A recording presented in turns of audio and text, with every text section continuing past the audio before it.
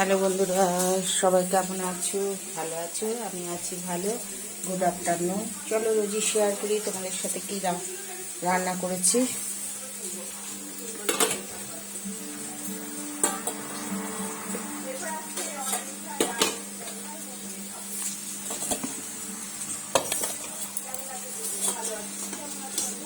আজকে এখনো ভাত করিনি, ভাতটা গরম গরম করবো, ওই জন্য। ওর বাবা দুপুরে 12টার সময় লাঞ্চে খেতে এসেছিল, ওর বাবার জন্য অল্প ভাত করেছি সকালবেলা।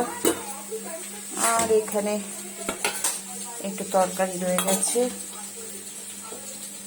একটু ফুলকপির ডাঁটি দিয়ে ডাল করেছিলাম, মুগ মসুরের ডাল, ওই অল্প রয়েছে। আজকে রান্না হচ্ছে, এখানে হচ্ছে পেঁয়াজ কাঁচা লঙ্কা দিয়ে, কালো জিরে ফোড়ন দিয়ে, শুকনো লঙ্কা কালো জিরে ফোড়ন দিয়ে সিম আলু ভাজা পেঁয়াজ দিয়ে, সিম আলু ভাজা হচ্ছে। আর এখানে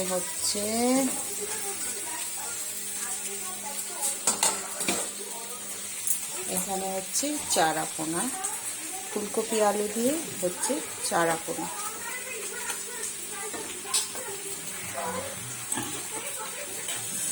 এই যে ফুলকপি আলু দিয়ে, বেশি ঘাটা যাবে না, মাছটা ভেঙে যাবে, এই জন্য ফুলকপি, এই যে আলু ফুলকপি দিয়ে মাছের ঝোল হয়েছে।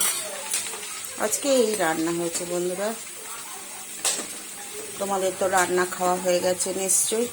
আমার একটু দেরি হয় গো, শীতের বেলা আরও দেরি হচ্ছে।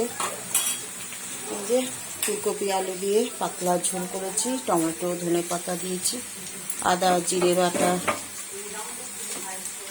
তারপরে পেঁয়াজ, এগুলো সব মিক্সিতে পেস্ট করে মশলা দেওয়া হয়েছে, নুন হলুদ লঙ্কার গুঁড়ো, এই তো 5 ফোড়ন ছোপ দিয়েছি মাছের ঝোলটাতে।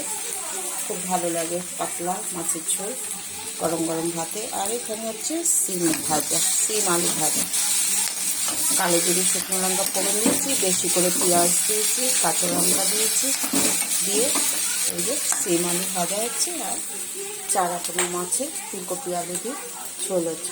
আচ্ছা বন্ধুরা, সবাই ভালো থেকো, সুস্থ থেকো। Good afternoon.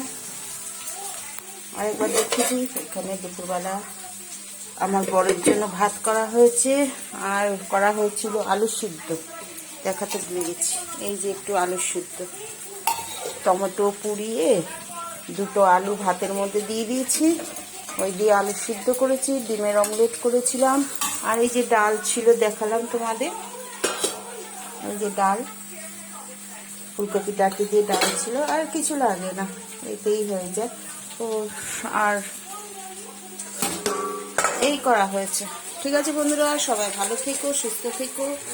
Good afternoon.